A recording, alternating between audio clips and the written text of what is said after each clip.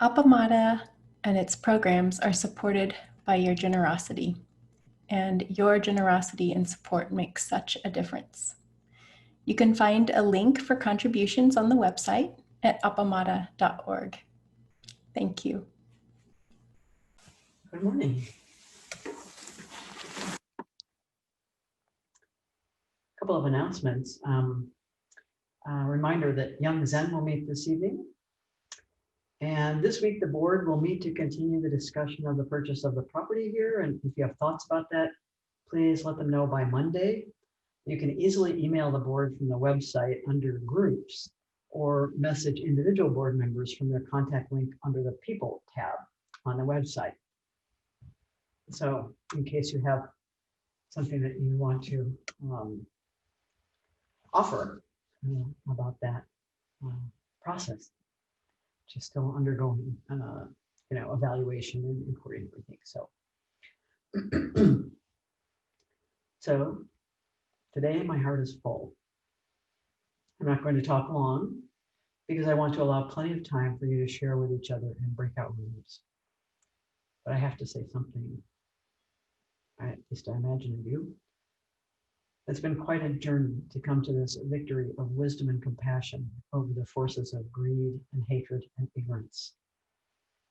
The stakes were so high. The damage has been so great. And while we may be dismayed at the power and scope of the three poisons among our fellow Americans, ultimately our strength and resilience were marshaled in the service of the larger good. Everyone who made phone calls, talked to neighbors and friends, sent postcards and letters, contributed hard-earned money, gave talks, marched, counted votes, and informed themselves about the issue, aroused our collective attention and energy and commitment to a better future. But today I just want to explain why this moment is so important for our own practice of Zen and our own Sangha. Through Joe Biden and Kamala Harris's campaign and ultimate victory, we saw embodied and enacted the precepts and paramitas that we teach and something of our Bodhisattva vow. In the midst of great suffering and loss in the country and constant hatred directed toward them, they demonstrated dignity, self-control, integrity, and compassion. Biden's humility and great care for this nation were evident in his speech last night, and his generous appreciation for those who had supported him and ensured his success. The diversity of faces on the stage with him, diversity of race, age, and gender was such a refreshing and endearing sign of a fresh start and a generous heart.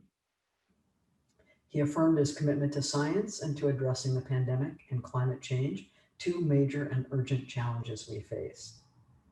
Just as we collectively rose up to elect him, we must now turn that energy toward supporting the work ahead. The forces of greed, hatred, and delusion are still strong in our country, and there will always be good work for bodhisattvas. A good piece of that work has just been accomplished, and we should celebrate it, but we cannot go back to sleep now. We need to build on that accomplishment and continue to build together the future we want to inhabit. It appears no one is going to do that work for us. We must do it together. As I have said before, such work needs a moral compass if it is to transform us individually and collectively in the direction that is wholesome, conducive to well-being and happiness, approved by the wise, and leading to liberation for all beings and for our planet.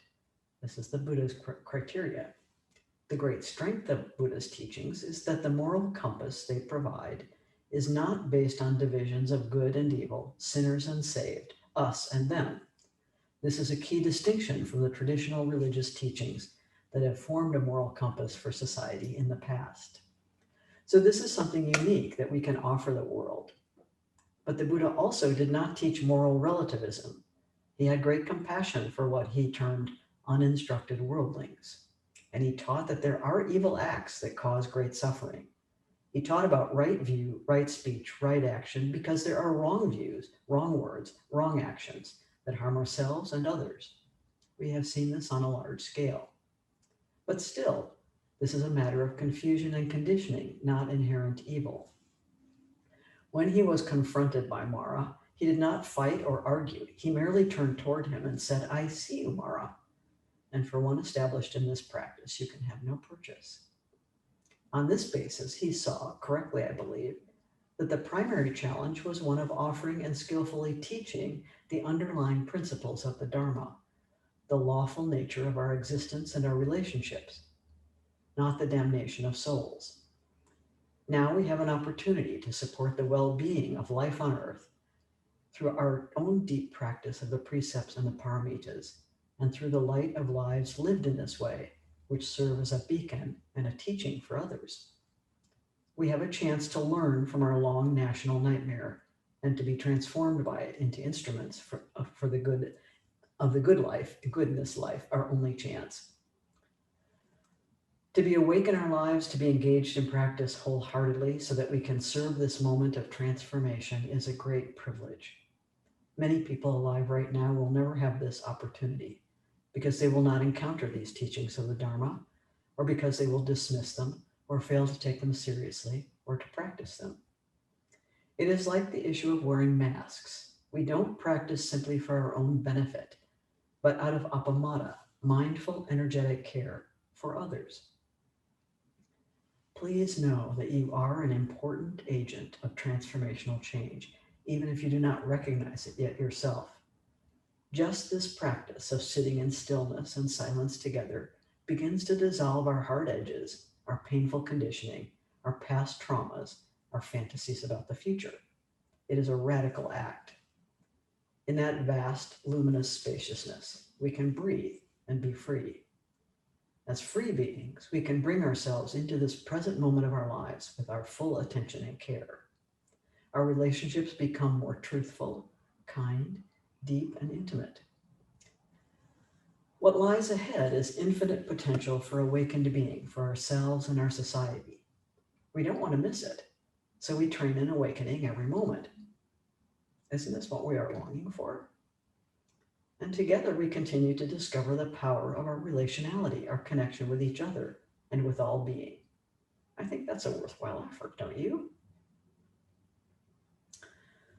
Okay, that's enough for me, probably. I will say I love this practice, the teachings of the Buddha and our Sangha, even more deeply and profoundly in the light of what we have experienced over the past 4 years and the promise of the road ahead.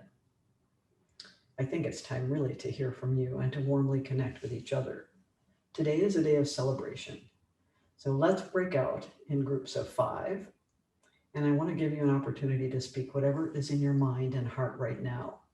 Please allow each person to speak uninterrupted for 3 minutes, then open up a general discussion in group for about 10 minutes. So that means we'll have breakout groups for about 30 minutes total by the time people get organized and introduced. So then we'll come back together for some open reflections and questions and appreciation for what we've learned from each other. So let's get organized in breakout groups. Groups of 5.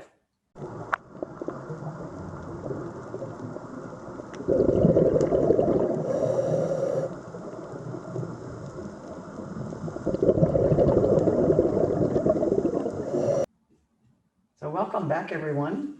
Anything anyone would like to share that either that they heard or that they are thinking about or reflecting about? Just so good to be with you in that way, in that kind of intimate way, these small breakout sessions.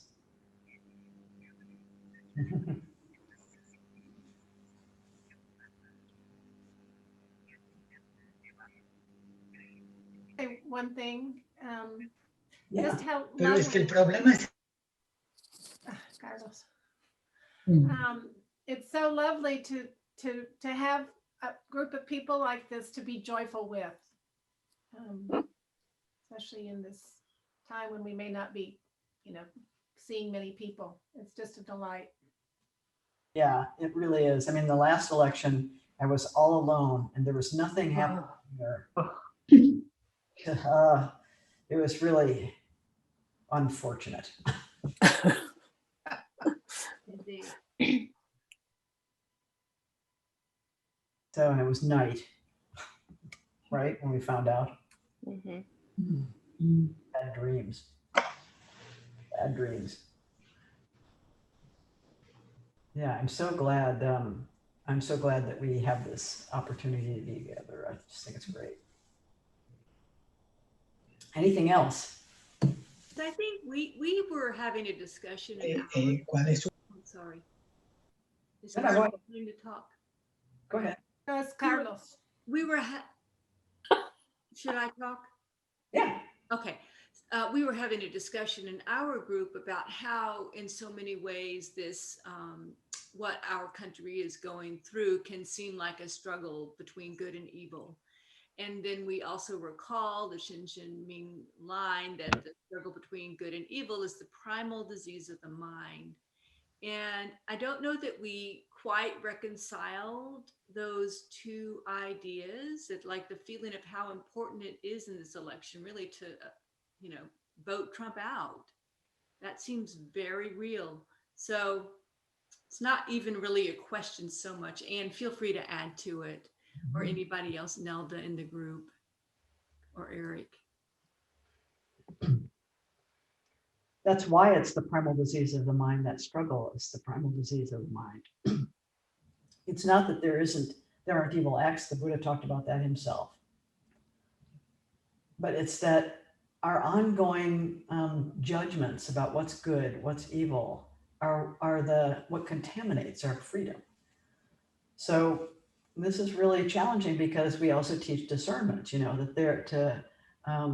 That you can act in ways that are wholesome, conducive to health and well-being, would be approved by the wise, lead to liberation, without creating this sense of good and evil. There's a sense of, this is unwholesome, this causes harm, this is dangerous. And an understanding of that is just discernment. So this is our challenge, I think, in holding the Buddha heart and mind, right? This sky-like mind, which is does not pass judgment, but recognizes harm. Yeah. So it's very challenging. Yes, we see that this past administration has been quite harmful and destructive. We can certainly see that. But when we start talking about good and evil, we're in another realm. We're actually in another faith tradition. We're not even in this faith tradition. Yeah, and it's so prominent in our background for many of us that it doesn't seem like there's any alternative, right? Sometimes. Yeah. So would you say then, in a simple way, I mean, we can say that this administration has caused harm, and we can name some of those ways. But Yeah. if we can take a step and say, and that's evil at work, that's, now we're into the primal disease of the mind territory. Primal disease of the mind. But to be able to see, oh, this was damaging, and on the other hand, to also be able to see that it galvanized people for the good. I mean, people became active who had never done a political thing in their lives, right? Because they began to see we have to fight for the good. It doesn't just accidentally happen. So we have to fight for what's wholesome. We have to fight for what's wise, We this is our challenge. For 4 years because of this. What I see hard is dealing with the fake news and the irrational fears that are created. Like, I have a very irrational fear of roaches. A roach appears and I freeze, and I know, but so that's the thing. Irrational fears are just Irrational. They are masterful. Trump is masterful. So skillful means, I don't know what skillful means. Yeah. Do to fight that. Yeah. Well, that's what we're discovering, isn't it? That's the great teaching for us in this moment. Something that we talked about in our group was that there are groups just like this, just like us this morning, that voted differently than we did. And they believe that they know about the good, and they want the good. They want to encourage the good and the wholesome. And they have bodhisattva qualities just like we do.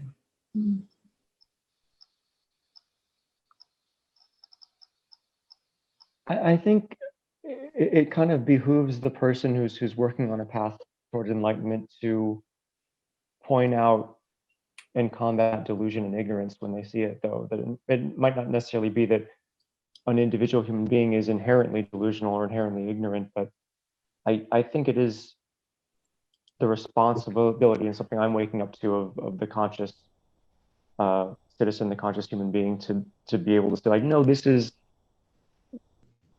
ignorance, this is delusion, this does not rationally add up. It's not a matter of opinion, it's not a matter of you're good, I'm bad, whatever it is. It's just we have to be able to talk about this. And one of the things that we have to do is be skillful about that, so that we don't shut the other person down, so that they stop listening, so that they just stop caring what we're saying. So this is the skillful means part, is how do you touch that person in a way that opens a doorway, for possibility, and doesn't simply condemn them. You can certainly do that. I mean, you can certainly say you're completely wrong. This is not factual.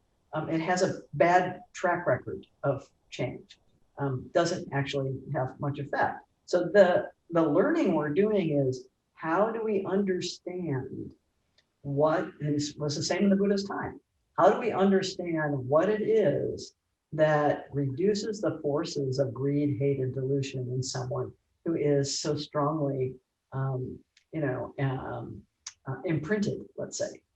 So in a way, it reminds me of my sister talking about the studies they did about attachment in infants, and they started with studying with animals. So if a duck hatches out of an egg and sees a rubber boot, it thinks forever that the rubber boot is its mother. It's misimprinted.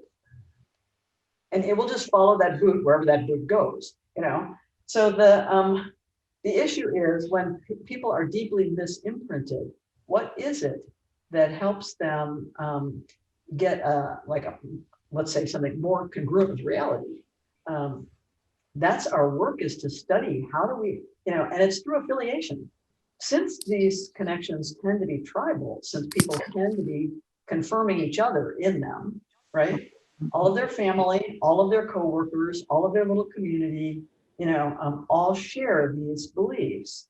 So they're very, very strongly imprinted, but they're also socially corroborated. So this is our question. How do we do it? How do we serve as that kind of gateway, I would say, to the Dharma, so that there's a potential for a different way of being or a different way of seeing? That's our biggest, I think, our biggest challenge. Not because we're proselytizing, but because we want the relief of suffering. And for me, it's always really important to remember I don't have all the information, just like other people don't, that I have to be willing to be wrong and to change. Right. Yeah, and more importantly, to change in the direction of wisdom and compassion. Because there's all kinds of change. Some of it is not too healthy. So this is what we recognize when people become, for example, radicalized on the internet, in some fanatic belief system or something. There are changes that are definitely unhealthy. So we're Americans, so we think change is good. We think novelty is good. Not always so. That's Suzuki. I think. Oh, sorry.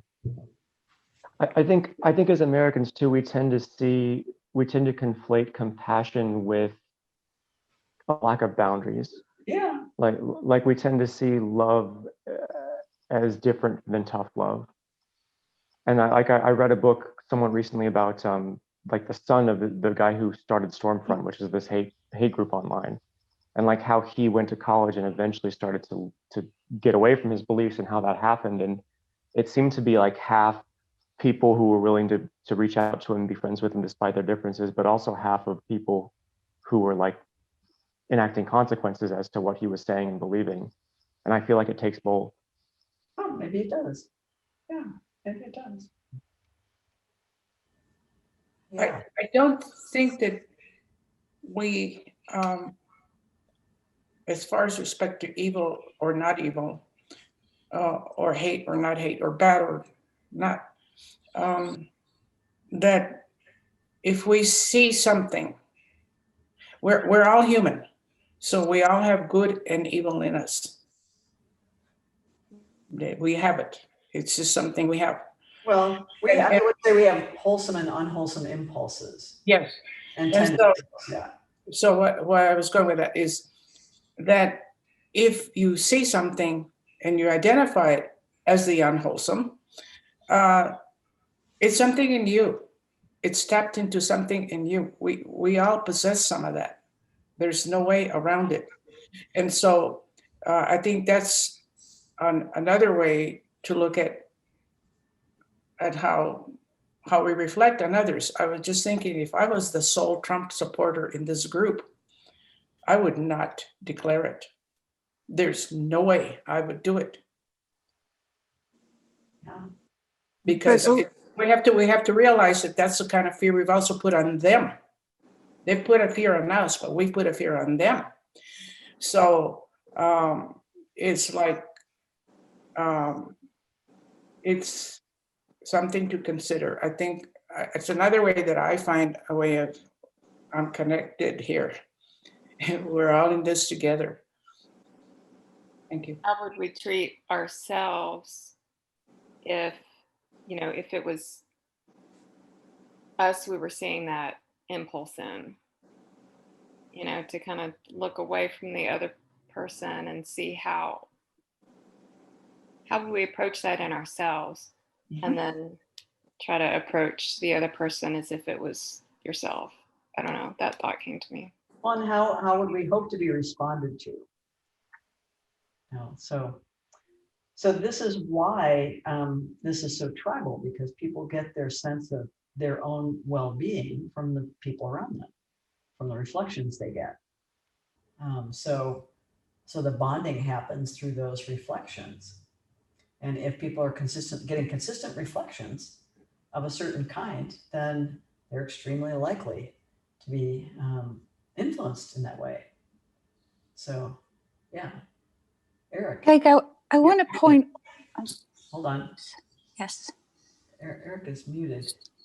Oh, I am? Okay. Yeah. Now you're unmuted. I had a discussion with my my cousins, and they were Trump supporters, and I just said, why? Can you tell me why? I'm trying to learn. They basically are very religious, Catholics, and it was solely on the abortion issue. And they were happy that he was appointing all these judges and these kind of things. And so the infidelity didn't bother them, and the adultery didn't bother them, and the well, I mean, divorces didn't bother them somehow. Yeah, That's what I don't understand. I mentioned ethics, and then they just said, well, all the other presidents, like look what Bill Clinton did, and JFK, and I mean, they all do that. That was their answer to that question. But I listened to them to understand why they felt the way they did. And I want to say, I mean, in recently reading the Lotus Sutra about the never disparaging Buddha. I mean, everybody just hated him, and but he went around never disparaging, and he eventually became a great Buddha. So I think that we just have to be careful about speech and do the best, and just listen and open up our hearts to these people. Yeah. And Peg, I want to point out something that I brought up in our group, and that we know, but we forget.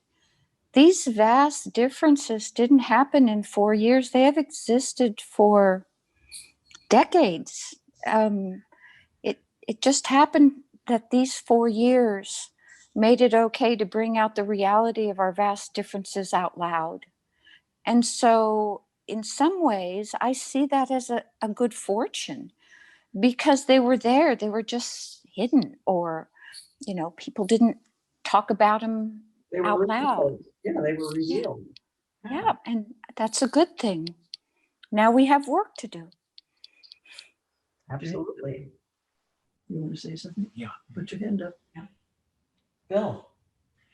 I think we ought to try to be realistic about what can happen. Everybody has their favorite thing they want to have done immediately, and we can't do that.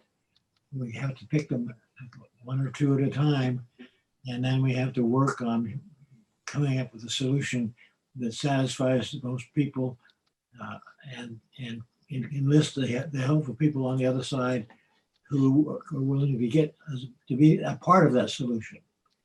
And all of that is going to take months. Oh, yes, I think so. Years. Yeah. So we have to be patient. That's our third paramita, is patience and forbearance, right? We have to be patient. I wanted to second what Eric was talking about in terms of trying to understand, you know, listening.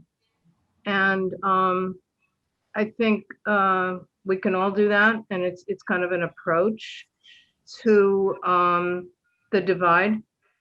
And one of the governors was saying on TV last night, that's the thing in this new administration that will help to.